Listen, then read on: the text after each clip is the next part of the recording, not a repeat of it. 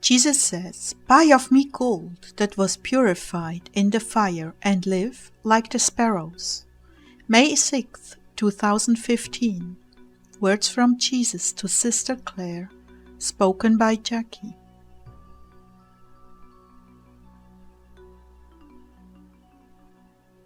Lord, what would you like to speak about tonight? Jesus began, dying to yourself. This is a concept that isn't much thought of these days, and yet, did I not say that unless a grain of wheat falls into the earth and dies, it remains alone, but if it dies, it bears much fruit? He who loves his life shall lose it, and he who hates his life in this world shall preserve it for everlasting life. John 12:24 and 25. There is so much for people to do, but they have encased themselves in their comfort zones. They live where they feel drawn to live. They choose everything to their liking. And this is why so many are lost and lonely, walking down a road with no real destination other than the status quo, living for the pleasures of the flesh. The enemy uses the flesh to encase a soul in their likes and dislikes, where to live, what work to do, how to dress, how to eat, how to be secure. But I say you must live like the sparrows, to be free, to live for the Spirit, and follow my will for your life. You have only to look around you and see the frustration and unhappiness of those who live to the comfort of their bodies. Something is dead inside, the spark of life gone, buried under layer after layer after layer of likes and dislikes, according to the flesh. Life is an adventure, full of new experiences when one lives for me. Sounds like you're getting ready to move us. No, not yet. You know the move I have in mind for you. You are living for me, Clare. You did not choose where you live. I did. You obeyed. You've been offered other alternatives, but each time you've chosen what I wanted. This is why you are alive inside. Had you lived for yourself, well, you don't want to know. Nursing home? Perhaps, but most definitely you would feel lost. My brides, when you live to yourself, you frustrate my plan for your life. You limit what I wanted to do with you. The place you live in is extremely important to my agenda for your life. You have no way at all of knowing what a certain move will bring in your life. You only look at the shallow externals. The climate, job opportunities, your relatives, the culture and appearance of a place. But I look at it to see if it is a fit spiritually for you.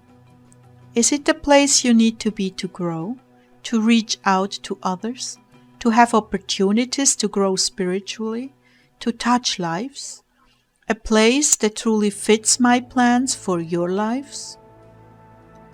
I know, Lord, I'm always shocked when people say they are going to live somewhere because they like it. I used to do that, and I was so lost, but somehow you brought good out of it.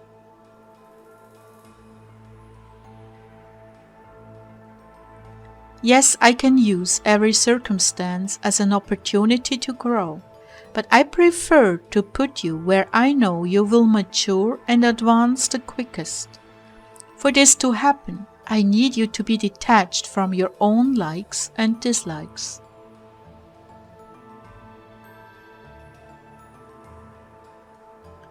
Yes, when we went on tour in our bus, I remember Iowa in the dead of winter, Florida in the worst heat of the summer.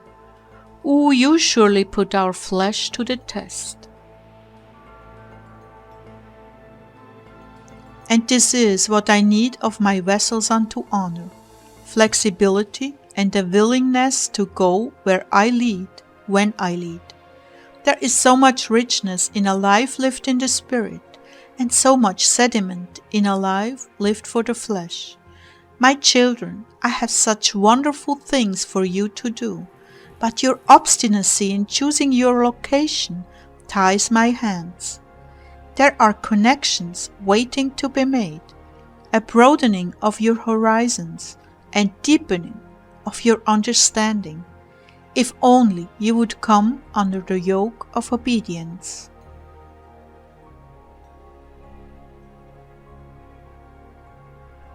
There is no reason why a person has to be tied to a house, a piece of land, a city, a country.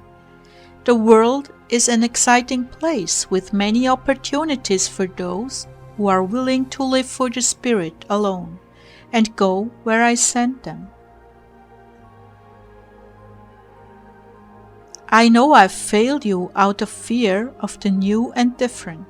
I still, to this day, regret not going to youth with a mission in Holland. Yes, but I came around again, didn't I? I did a work around with your life, and you are where I want you at present. But so many derail the plans I have for their lives by holding on to the past and what is familiar and comfortable.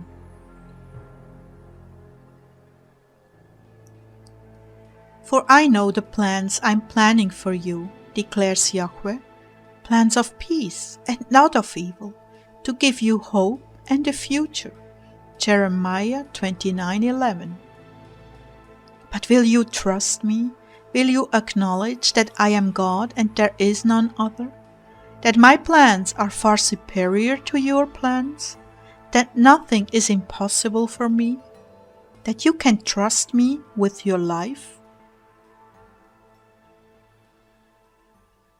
You must come to terms with these issues if you are to live the fullness of the life I've called you to.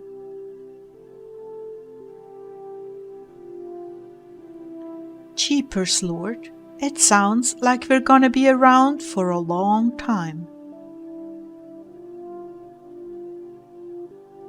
This is for those who will come after you, Clare, and for those who are listening now and feel a tug in their hearts to do something totally different with their lives.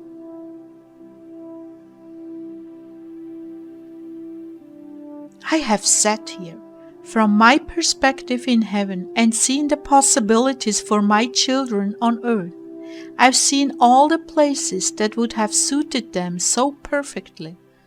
But these places never entered their mind, nor did they seek me to find out where I wanted them.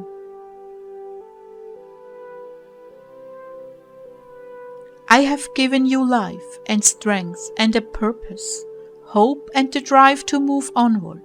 Please do not ignore me. Make it your top priority to seek me until you find me and know for sure where I want you. Hold in abeyance all your plans and dreams and seek me until you find me, and know without a doubt where I'm calling you to go. You will never regret it. Pay attention to that restlessness that doesn't quite feel right with this plan or that plan.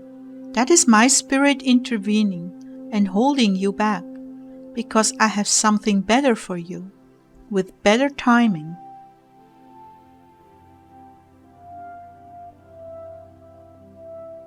You see, when you come to serve me, your life is no longer your own. Most people, however, try to run their new life in me on two tracks: what they want and what I want within the context of what they want. Rather than totally abandoning their will and their way to me, they compromise and then expect to be happy and fulfilled. But it will never happen until they totally abandon their agenda.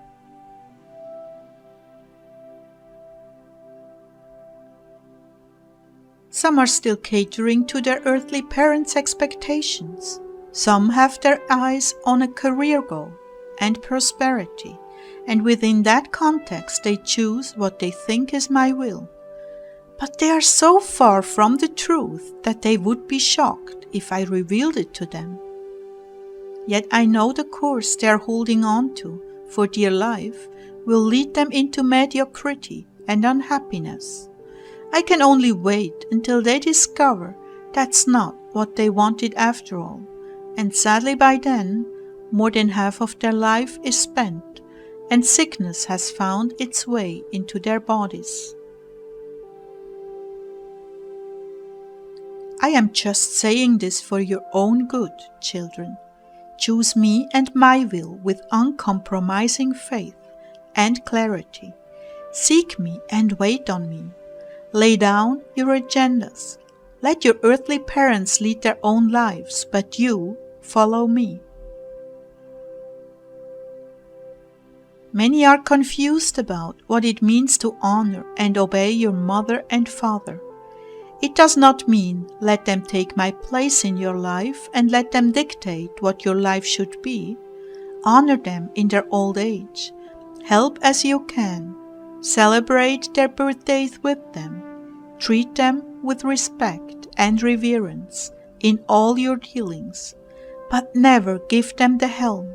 This is meant for me and me alone. Is it not written, anyone who loves their father or mother more than me is not worthy of me? Anyone who loves their son or daughter more than me is not worthy of me? Matthew 10:37. Then the Lord quickened the church at Laodicea to me. This was the lukewarm church, and I believe the church that lived by their comforts and the status quo until the interior fire in their souls went out.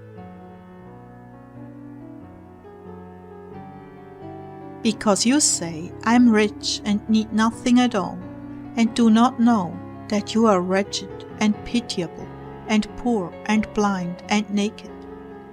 I advise you to buy from me gold refined in the fire, so that you become rich, and white garments, so that you become dressed, so that the shame of your nakedness might not be shown, and anoint your eyes with ointment, so that you see. As many as I love, I reprove and discipline. So be ardent and repent. Revelation 3:17-19. Live your life for me and me alone. I bless you now with the courage to deny yourself, pick up your cross, and follow me.